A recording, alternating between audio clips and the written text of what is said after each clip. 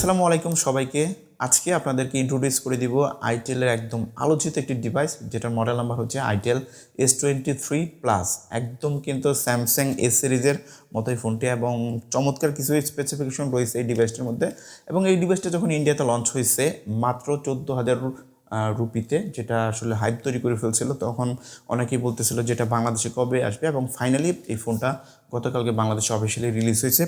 Price ধরা হয়েছে 19,999 টাকা। 20,000 টাকার মধ্যে চমৎকার কিছু স্পেসিফিকেশন রয়েছে, যেমন এই ফোনটিতে যে ডিসপ্লেটা ব্যবহার করছে সেটা কার্ভ এবং অ্যামোলেড প্যানেল, এবং হচ্ছে ইন ডিসপ্লে ফিঙ্গারপ্রিন্ট পাবেন, পাঁচ হোল কাট আউট রয়েছে, যেটা খুবই চমৎকার। এবং কার্ভ হওয়াতে ফোনটি কিন্তু অনেক স্টাইলিশ মনে হচ্ছে, দেখে খুবই চমৎকার লাগতেছে।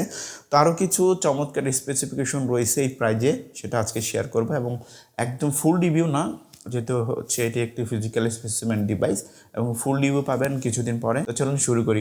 আমাদের কাছে এই ফোনটি পাঠিয়েছে মিতালি টেলিকম, তাদেরকে অসংখ্য ধন্যবাদ আমাদের কাছে এই ফোনটি পাঠানোর জন্য। এবং তাদের শপের অ্যাড্রেস হচ্ছে বাংলাবাজার গাজীপুর, ধনু মোল্লা মোবাইল সুপার মার্কেট, যেখানে আপনারা পেয়ে যাবেন সকল প্রকার মোবাইল এবং মোবাইল অ্যাক্সেসরি।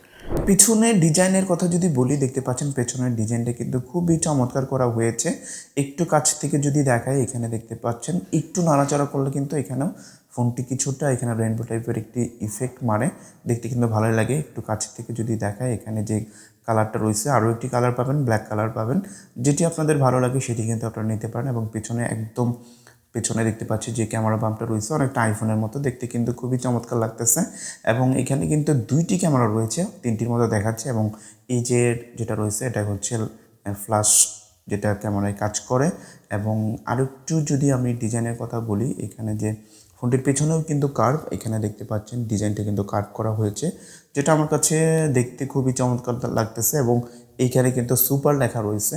এবং ফোনটির এই সাইড প্যানেলটাও কিন্তু, পেছনের যে সাইড প্যানেলটা, এটাও কিন্তু কিছুটা কার্ভ করা হয়েছে, দেখতে কিন্তু খুবই চমৎকার লাগতেছে। এবং যে ক্যামেরার এখানে যে ফ্ল্যাশ লাইট রয়েছে, এখানে আলট্রা লেখা রয়েছে। তো দেখিয়ে দিচ্ছি ফোনটির সাইড প্যানেলে কী পাবেন। ফোনটির একদম নিচের অংশে রয়েছে সিম ট্রে, যেখানে দুইটি সিম কার্ড ইউজ করতে পারবেন, বাট কোনো মেমোরি কার্ড ইউজ করতে পারবেন না। পাশে রয়েছে প্রাইমারি মাইক্রোফোন, তার পাশেই রয়েছে টাইপ সি পোর্ট এবং bottom fire and single speaker. But এখানে যদি সামনে আরও একটি স্পিকার দিত, ডুয়েল স্পিকার দিত, সেক্ষেত্রে কিন্তু আমার কাছে খুবই চমৎকার লাগতো। বাট এখানে সিঙ্গেল স্পিকার পাচ্ছি। এবং একদম বাম পাশে কিছুই থাকছে না, এখানে একদম ফাঁকা দেখতে পাচ্ছেন। এবং ডান পাশেও রয়েছে, এখানে ভলিউম রাখার রয়েছে, তার নিচে রয়েছে পাওয়ার বাটন। এবং তো ডিজাইনটা ঠিক আছে, পেছনের যে ডিজাইনটা আমার কাছে ওভারঅল খুবই চমৎকার লেগেছে। তো এবার আসা যাক ফ্রন্ট সাইডে, যেটি হচ্ছে একদম, যেটির এই ফোনটির কি পয়েন্ট বলতে পারেন, একদম ফ্রন্ট সাইডে রয়েছে 6.78 ইঞ্চের একটি ফুল এইচডি অ্যামোলেড ডিসপ্লে রয়েছে, এবং কার্ভ। একটু কাছ থেকে আপনাদেরকে দেখাই, এখানে কিন্তু ফোনটি কার্ভ একদম স্যামসাংয়ের এস সিরিজের ফোনের মতো, যেটা আমার কাছে খুবই চমৎকার লেগেছে। এবং যেটির পিক ব্রাইটনেস ছিল 500, এবং খুব চমৎকার একটি ডিসপ্লে ব্যবহার করা হয়েছে এখানে। তো এই ফোনটি যেহেতু কার্ভ একদম অ্যামোলেড ডিসপ্লে রয়েছে, সেক্ষেত্রে কিন্তু কন্টেন্ট দেখার এক্সপিরিয়েন্স খুবই চমৎকার থাকবে। এবং এটার ডিসপ্লে ফিঙ্গারপ্রিন্ট সেন্সর রয়েছে, এই ডিসপ্লের উপরে ফিঙ্গারপ্রিন্ট সেন্সরটি পাবেন। এবং চিন এবং বেজেলের কথা যদি বলি, এখানে কিন্তু ঠিকঠাক আছে। আমি বলবো যে কার্ভ ডিসপ্লের মধ্যে চিন বেজেলটা ঠিকঠাক আছে, একদম কম লাগতেছে। যে বাজেট, এই বাজেটে কিন্তু ডিসপ্লেটা আমি বলবো 100-99। সত্য কথা বলতে এই ফোনটিতে যে ডিসপ্লেটা ব্যবহার করছে, এই ফোনটি যদি আপনার ভিভো, হচ্ছে ওপ্পো বা স্যামসাং ফোনে ব্যবহার করতো, এই ফোনটির প্রাইস কিন্তু 50-এর উপরে হতো। বাট এখানে আমরা অনলি 20,000 টাকায় পাচ্ছি, যেটা কিন্তু খুবই চমৎকার। তো পারফরমেন্স সেকশনের কথা যদি বলি, ফোনটি রান হচ্ছে অ্যান্ড্রয়েড 13-এ, যেটি হচ্ছে আইটেলের নিজস্ব অপারেটিং সিস্টেম। অনেকেই খুবই চমৎকার একটি ফিল করবেন, আবার অনেকের ভালো নাও লাগতে পারে।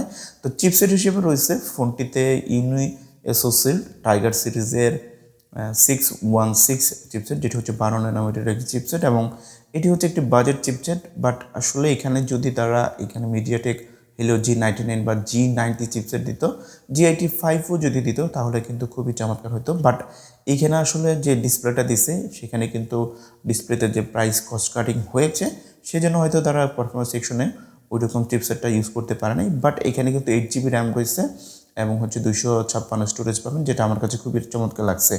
এবং 20,000 টাকায় আপনি এখানে পাচ্ছেন যে কার্ভ ডিসপ্লে, এবং 8GB র্যাম এর ফোন পাচ্ছেন। LPDDR4X র্যাম রয়েছে, যেটা আমার কাছে খুবই চমৎকার লেগেছে। এবং যে র্যাম রোম রয়েছে, যে ওয়েটটা রয়েছে, এখানে আই হোপ এখানে খুব ভালো কাজ করবে। So let's talk about camera section. পেছনে আমরা দুইটি ক্যামেরা পাবো, তিনটির মতো দেখতে পাচ্ছেন, বাট এখানে দুইটি ক্যামেরা রয়েছে। এবং পাশেটা রয়েছে ফ্ল্যাশ এবং প্রাইমারি যে শুটারটা রয়েছে এটা হচ্ছে আপনার 15 মেগাপিক্সেল একটি শুটার রয়েছে এবং সেকেন্ডারি যে ক্যামেরাটা রয়েছে এখানে আপনার একটি এআই শুটার পাবেন, যেটা মোটামুটি ওইরকম কাজের না।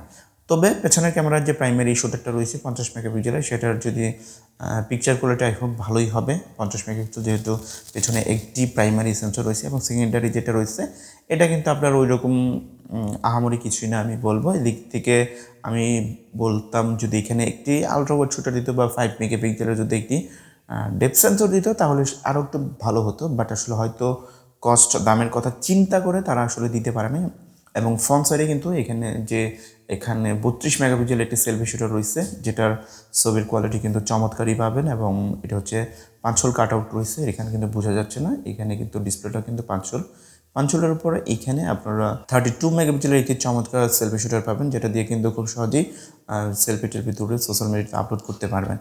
তো এখন কথা বলি ব্যাটারি সেকশনে। ব্যাটারি হিসেবে ফোনটিতে রয়েছে 5000 মিলিঅ্যাম্পিয়ার ব্যাটারি রয়েছে, যেটাকে চার্জ করার জন্য এখানে আমরা বক্সের মধ্যে পেয়ে যাবেন 18 ওয়াটের একটি চার্জার পাবেন।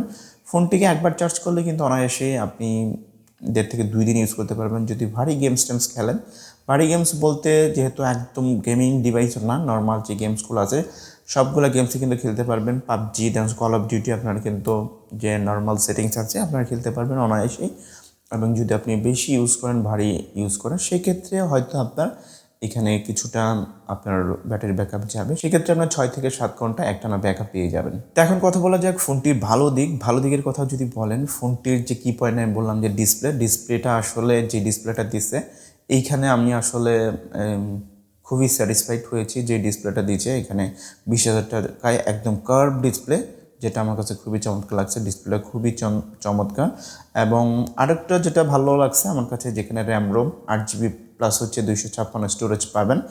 তো এখানে স্টোরেজ স্পিকারটাও থাকলে আরেকটু ভালো লাগতো এখানে আমার কাছে।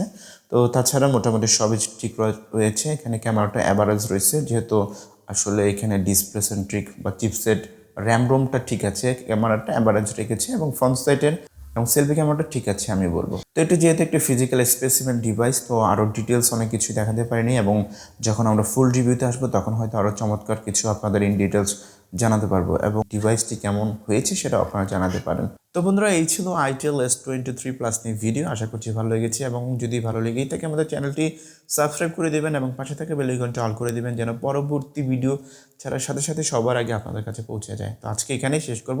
আল্লাহ হাফেজ।